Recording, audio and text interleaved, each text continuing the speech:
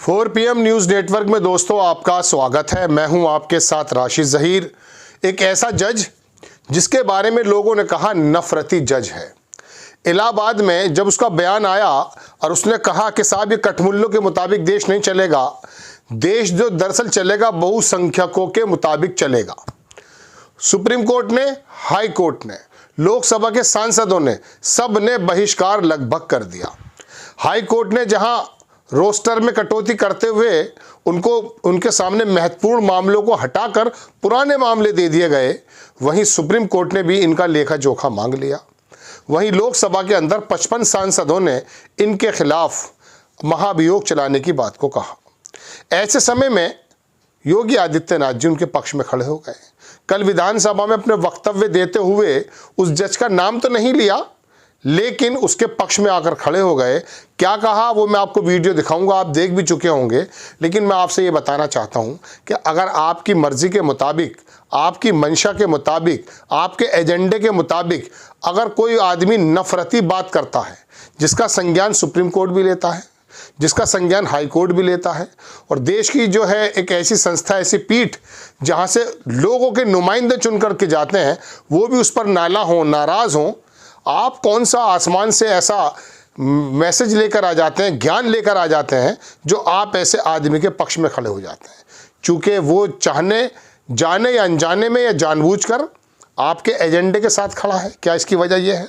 दोस्तों, बात यह है कि जब जजेस इस प्रकार की बातें आम लोगों में कहने लगेंगे कि बहुसंख्यकों के मुताबिक देश चलेगा, तो देश की माइनॉरिटी को वाकई खतरा है। और दूसरी बात यह है, बहुसंख्यक आप कहते किसे हैं? आप उस 85-80% हिंदुइज्म के मानने वाले समुदाय को बहुसंख्यक कहते हैं, जिसमें से एक बड़े हिस्से को आप मंदिरों में नहीं घुसने देना चाहते, जिसमें से एक बड़े हिस्से को आज भी आप शूद्र और जो है SC कहते हैं। आज भी उनके छूने से हर चीज़ों को अपवित्र मान लिया जाता है, उसको अपने साथ मिला रहे हैं सिर्फ वोट की राजनीति की वजह से। आपको दोस्तों मालूम है कि मैं आपको एक चीज़ दिखाता हूं, बल्कि अखबार ने भी इसको लिखा क्लियर, और अखबार ने क्या लिखा है वो मैं आपको दिखाता हूं। अखबार ने लिखा इसके बारे में कि दरअसल देखिए, जज ने सच बोला तो धमका रहे हैं, CM योगी ने किया कठमुल्ले कहने वाले न्यायाधीश शेखर यादव का समर्थन। ये छोटा सा वीडियो भी आपको देखना बनता है कि योगी आदित्यनाथ किस प्रकार से उनका समर्थन कर रहे हैं। देखें आप ये वीडियो। क्या आश्चर्य होता है, मुझे आश्चर्य होता है कि आखिर आप मानते किसको हैं? आप मानते किसको हैं? मुझे एक बात बताओ कि भारत के संविधान के अनुरूप माननीय उच्चतम न्यायालय, एक तरफ आपने सर्वे के बारे में माननीय उच्चतम न्यायालय की बात का स्वागत किया, और माननीय उच्चतम न्यायालय ही एक बात को कहता है, बार बार भारत के माननीय उच्चतम न्यायालय ने समान नागरिक कानून की बात देश के अंदर लागू करने की कही है। और भारत अकेला देश है, भारत अकेला देश है जिसमें बहुसंख्यक समाज अपने लिए विशेष अधिकार की मांग नहीं करता है, बल्कि एक समान नागरिक कानून की मांग कर रहा है।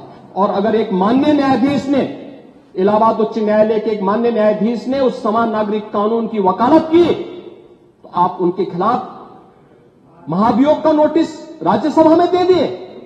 ये आपके दोहरे चरित्र को नहीं दिखा दो तो क्या है ये?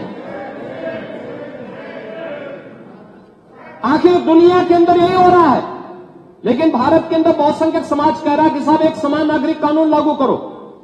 लेकिन अगर वही माननीय न्यायाधीश एक सामाजिक सांस्कृतिक संगठन के कार्यक्रम के दौरान इस बात को कहते हैं कि दुनिया के अंदर ये है, अगर भारत के अंदर इसको मांग करने की वकालत हो रही है तो बुरा नहीं, और माननीय उच्चतम न्यायालय बार बार इसके बारे में सरकार को कह चुकी है। लेकिन आप लोग उसमें एक तरफ उच्चतम न्यायालय के द्वारा सर्वे पर रोक लगाने का स्वागत कर रहे हैं, बुलडोजर की कार्रवाई पर दी गई गाइडलाइन का स्वागत कर रहे हैं। उसका तो स्वागत हमने भी किया है, क्योंकि उत्तर प्रदेश अकेला राज्य है जिसने बुलडोजर की कार्रवाई को अक्सरशः सुप्रीम कोर्ट की उस गाइडलाइन के अनुसार अंजाम दिया है, अक्सरशः। और इसीलिए मैं कह रहा हूं कि यही स्थिति है कि माननीय न्यायाधीश इलाहाबाद उच्च न्यायालय ने अगर वक्तव्य दिया समान नागरिक कानून के बारे में, तो समाजवादी पार्टी, कांग्रेस, इन सब के लोगों ने राज्यसभा में उनके खिलाफ एक महाअभियोग की नोटिस ही दे करके आप सच को मुंह जबरदस्ती बंद करना चाहते हैं। और वहीं पे नहीं किया आपने, यहां पर भी आप चुप नहीं रहे। राज्यसभा के माननीय सांसद, माननीय सभापति तो भारत के महामहिम उपराष्ट्रपति भी हैं, उनके खिलाफ भी अविश्वास प्रस्ताव की नोटिस दे दी गई, इसलिए क्योंकि उन्होंने सदन स्मूथली चलाने के लिए सदन के सभी पक्षों से कहा। एक सभापति के रूप में, एक चेयरपर्सन के रूप में उनकी जिम्मेदारी यही है, उन्होंने इसी बात को कहा। लेकिन एक किसान का पुत्र कैसे इतनी बड़ी कुर्सी पे पहुंच गया, ये लोगों को अच्छा नहीं लग रहा, ये अच्छा नहीं लग रहा है, इसलिए अविश्वास प्रस्ताव को नोटिस। चुनाव के दौरान चुनाव आयोग को कटघरे में खड़ा किया गया, चुनाव आयोग को कटघरे में खड़ा करने का प्रयास, यानी जबरदस्ती आप गन पॉइंट पर अपनी बातों को मनवाना चाहते हैं संवैधानिक संस्थाओं से। मुझे लगता है ये चरित्र अच्छा नहीं है, ये स्वस्थ लोकतंत्र के लिए अच्छी परंपरा नहीं है। हमें संवैधानिक संस्थाओं का सम्मान करना सीखना होगा। दोस्तों, ये वीडियो आपने देखा, हालांकि मैं उम्मीद ये कर रहा था कि विधानसभा में ये जो सत्र शुरू होने जा रहा है, उत्तर प्रदेश के मामले में बड़े बड़े फैसले लिए जाएंगे, लिए भी गए होंगे, लेकिन वहाँ तो अल्लामा इकबाल की शायरी टूटी फूटी पड़ी जा रही है। वहाँ तो दरअसल मस्जिदों के आगे अल्लाह अकबर और नारे की बात कही जा रही है। आप ये देखिए कि अभी थोड़े दिन पहले जब लखनऊ के अंदर किसी महिला के अंदर पानी की छींटें फेंकने में कुछ लफंगे गिरफ्तार हुए, तो योगी आदित्यनाथ ने उन 10-12 लोगों में 2 लोगों का नाम लिया। एक में यादव था, एक में मुस्लिम था, बाकी उसमें ठाकुर, पंडित, बनिया, तोमर कोई भी हो, उनका किसी का नाम नहीं लिया। गोया के यहाँ जज साहब जो यादव जी हैं, उन्होंने आपके एजेंडे के मुताबिक बात की है तो आप समर्थन में खड़े हो गए। लेकिन अभी आप मोसेरे भाई बता रहे थे दोनों को विधानसभा के अंदर, आप बता रहे थे कि किस प्रकार से इलाज कराना है। यादव समाज को और मुस्लिम समाज को किस तरह से एक करके आप बात कर रहे थे, और बल्कि वो जो गुंडे थे या वो छेड़छाड़ करने वाले लड़के थे, उनमें से आपको 2 लड़के नज़र आए, एक मुस्लिम और एक यादव, बाकी लड़के नज़र नहीं आए। लेकिन यहाँ यादव नाम का जज, यादव जाति का जज जब आपके एजेंडे को आगे बढ़ाने का काम कर रहा है, आपको बहुत अच्छा लगा, आप उसके साथ खड़े हो गए। लेकिन आप ये खुद बताइए कि ये जज अगर मिसाल के तौर पे संविधान को परे रख करके कोई बात कर रहा है, तो आपने भी तो संविधान की शपथ ली है जनाब अमन, माननीय मुख्यमंत्री जी, आपने भी तो शपथ संविधान के ऊपर ही ली है। वो अगर बंदा ये कहता कि बहुसंख्यकों के मुताबिक देश चलेगा, कटमुल्ला वगैरह छोड़ दीजिए, तो इतनी आम बातें हो गई हैं कि इसके बारे में तो बात करना गलत है। आज विधानसभा में वो मुरादाबाद के आसपास के इकबाल महमूद एक जज हैं, उन्होंने साफ कहा, अरे वोट छीनने का अधिकार खत्म कर दो भाई। आप देखें ये भी वीडियो। हमसे अगर इतनी परेशानी है तो मुसलमानों को वोट का हक छीन लीजिए, आप मत दीजिए। मगर ये भी नहीं कर सकते आप ये भी नहीं कर सकते। क्यों? फिर लड़क गए ऐसे, फिर वोट कैसे लेंगे हिंदू मुस्लिम वगैरह की, इसलिए आप ये काम करें।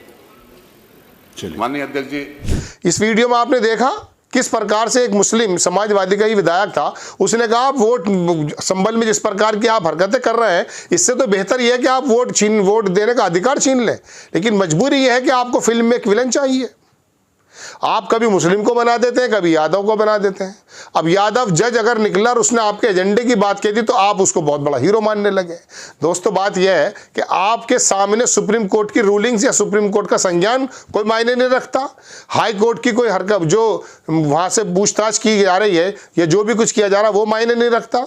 सांसदों के, चलिए वो तो विपक्ष के सांसद हैं, लेकिन सुप्रीम कोर्ट और हाई कोर्ट के समक्ष भी आप खड़े हो जाएंगे।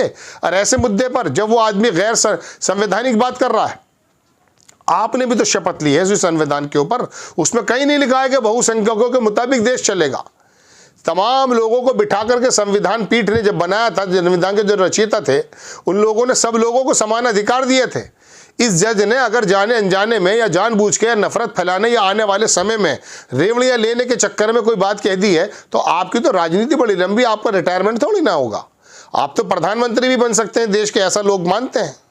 तो दोस्तों बात यह है कि योगी आदित्यनाथ जी क्या सुप्रीम कोर्ट के सामने खड़े हो गए? क्या हाई कोर्ट की जो रूलिंग्स हैं या उनके जो संज्ञान लेने की प्रवृत्ति है उसके सामने खड़े हो गए? आपने बिल्कुल बता दिया कि जज साहब बिल्कुल सही कह रहे थे, सच बोल रहे थे, धौंस दिए। कौन धौंस दे सकता है जजेस को? उनको तो हटाया भी नहीं गया, सिर्फ उनका रोस्टर चेंज किया गया। तो दोस्तों जब प्रदेश के मुख्यमंत्री या देश के प्रधानमंत्री या बड़े बड़े मनसूबों पर बैठने वाले लोग अपनी मर्जी के मुताबिक उन लोगों को कभी समर्थन कर देंगे क्योंकि वो उसके एजेंडे पर फिट हैं, और अगर एजेंडे पर फिट नहीं है तो मुस्लिम और यादव को एक साथ गिन देंगे, ऐसे देश थोड़ी ना चलता है, ऐसे प्रदेश थोड़ी ना चलता है। फिर उन कस्मों पर, उन बातों पर भी विचार करना पड़ेगा जो आप शपथ लेकर आए। आपको खबर कैसी लगी अपनी राय कमेंट्स बॉक्स में ज़रूर दीजिएगा। चैनल को सब्सक्राइब कीजिएगा, शेयर कीजिएगा। नेक्स्ट टाइम मैं किसी खबर के साथ हाजिर होता हूँ। जय हिंद।